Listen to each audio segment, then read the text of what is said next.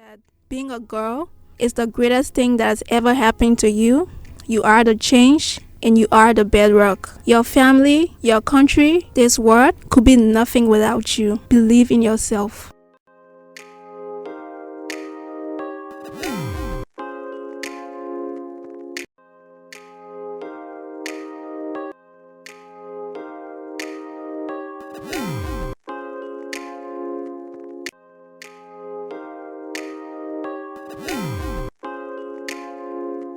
Young women themselves are getting involved, and this is why today we will be talking to two young ladies about their work, their involvement with the Manifesto for the Development and Empowerment of the Liberian Girl Child. This was developed by Liberian girls at the Girls Empowerment Forum during the first celebration of the International Day of the Girl Child.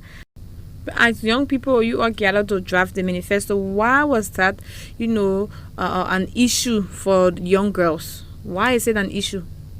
For young girls these days, many girls, young girls are getting pregnant and are getting into early child marriage.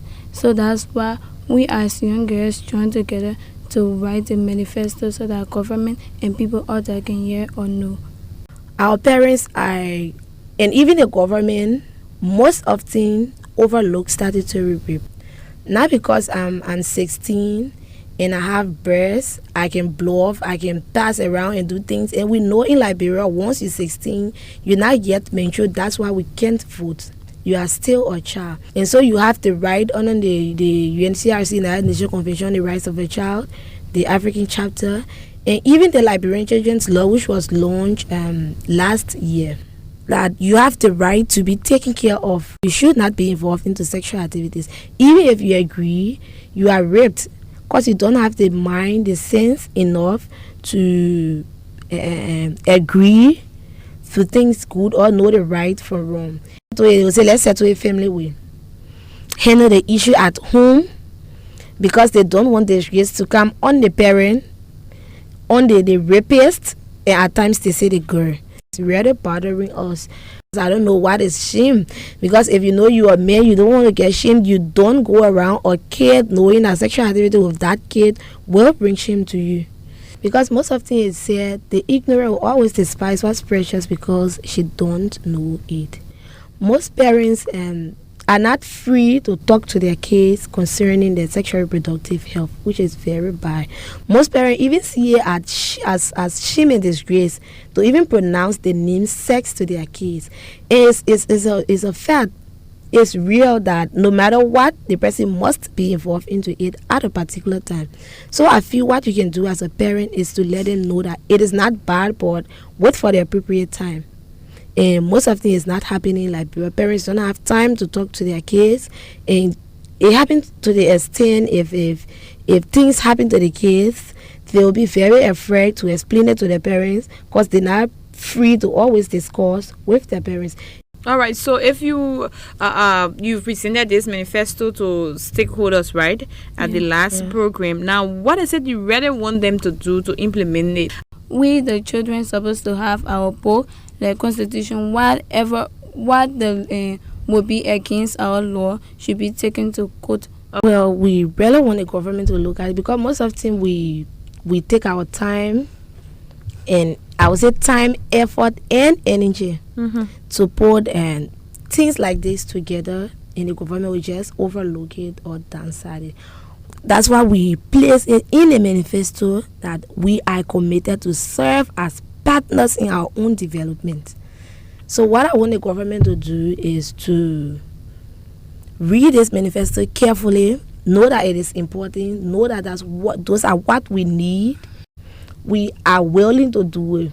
Voluntarily, we are willing to do it, to work along with them to see to it that these ills in society be eliminated.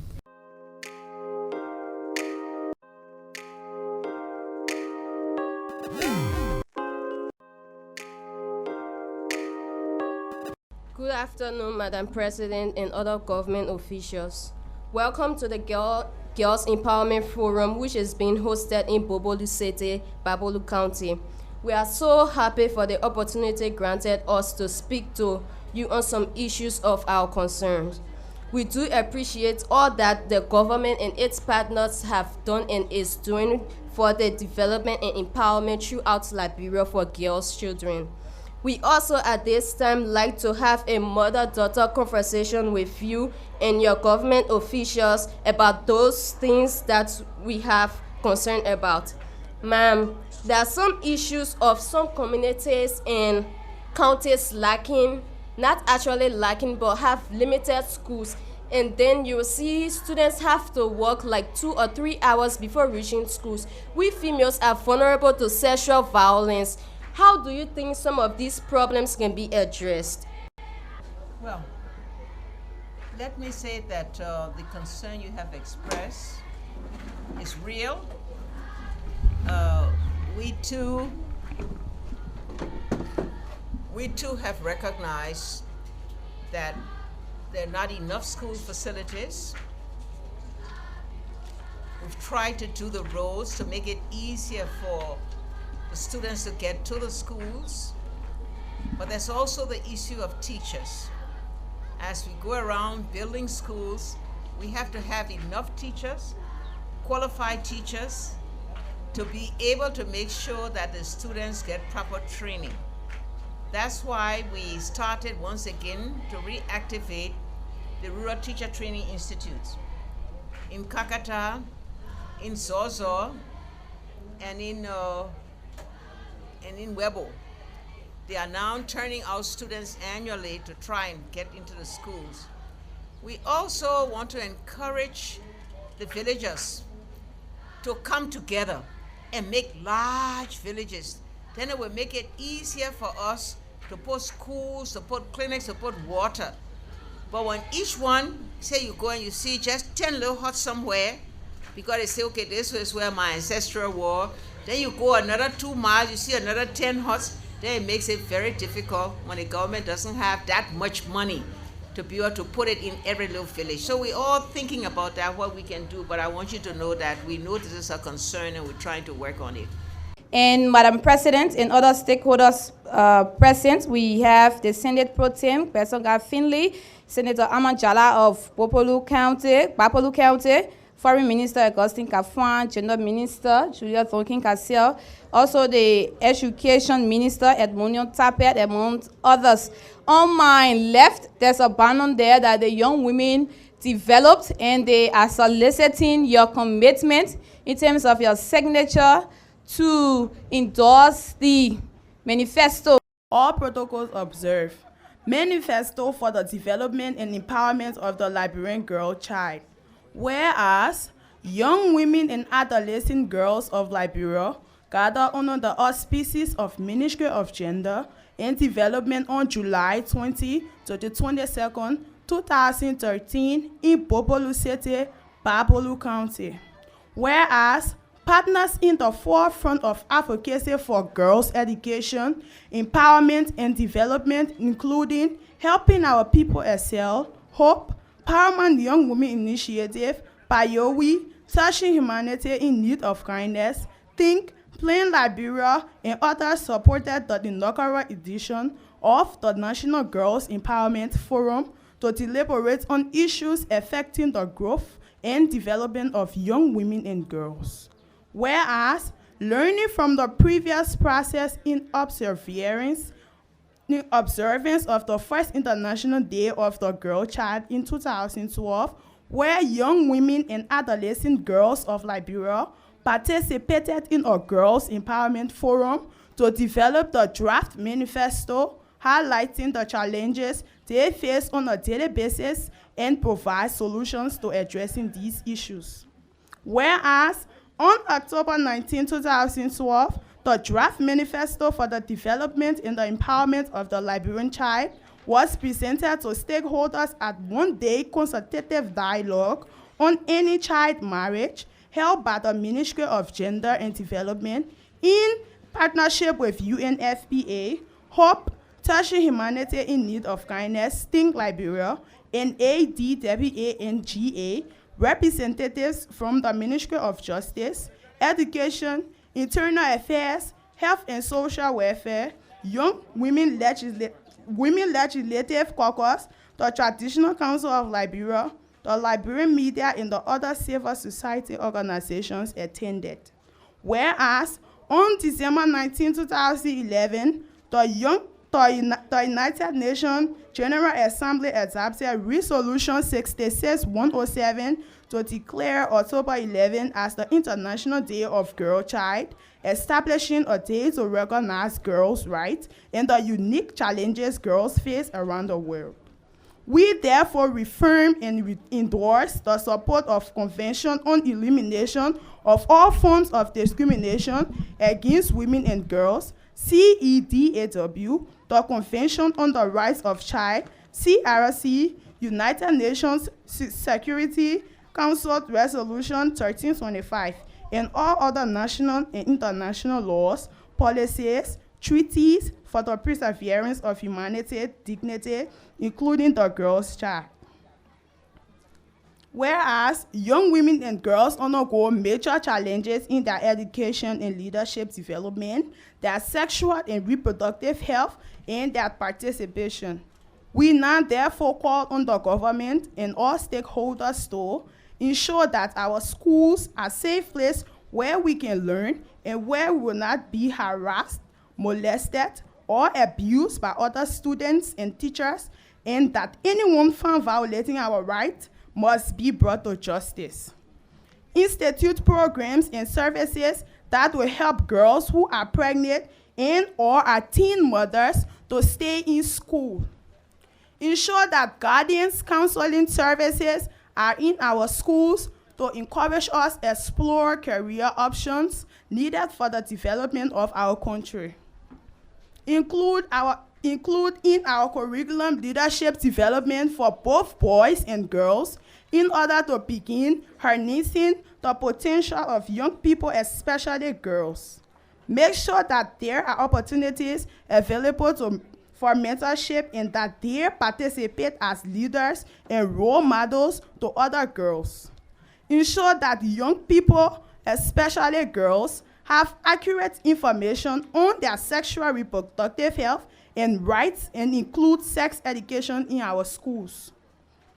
Support organizations in providing family counseling and parenting trainings to help our parents to relate to us and be involved in our daily lives.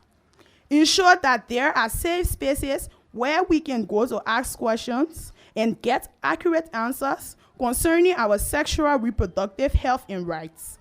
Mandate and train healthcare provider to provide confidential youth-friendly services and ensure young people have adequate information on their health, especially in helping to reduce teenage pregnancy and provide adequate health facilities to reach girls in the remote parts of Liberia.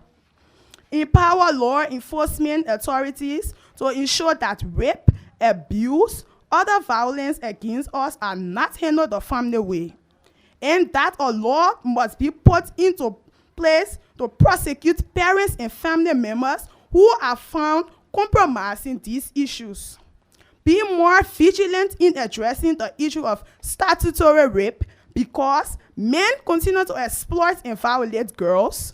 Ensure that those who commit acts of rape resulting in death or severe damage remain in jail for the rest of their lives, and that there be adequate mental health services and psychosocial counseling for the survivor of rape and abuse. Institute programs and activities to ensure that young women who are sex workers be empowered to leave the streets and obtain education. Work with our religious and traditional leaders so that we have a choice in how we participate in our culture and tradition, and to ensure that early marriage, female genitals, mutilations, and all other forms of harmful traditional practices end now. Support our families to make sure that girls have the same opportunity as boys to go to school. Ensure that young women and girls with special needs have equal access to non-discriminatory education and empowerment opportunities.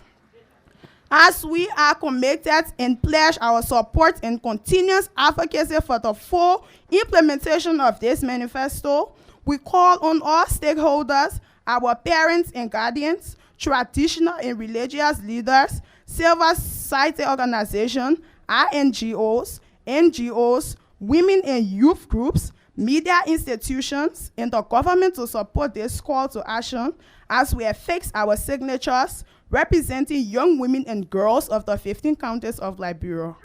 Done on this 22nd day of July 2013 in the city of Bopolu County, Republic of Liberia. I thank you. Well, let me say that the manifesto captures the views of our young girls, young women who are here. What it does is call upon the government, the society at large, to be able to promote their well-being, to give them the opportunity for a quality education, to protect them from violence, to make sure that they have a right to grow and be a professional in our society. I don't think anyone can disagree with that. Part of it is trying to arrest, minimize, and eliminate certain traditional practices that may be harmful to them. So we must all subscribe to this manifesto and do what we can to work toward ensuring that all of our girls, our young women, know that they have every opportunity to be what they want to be in a society.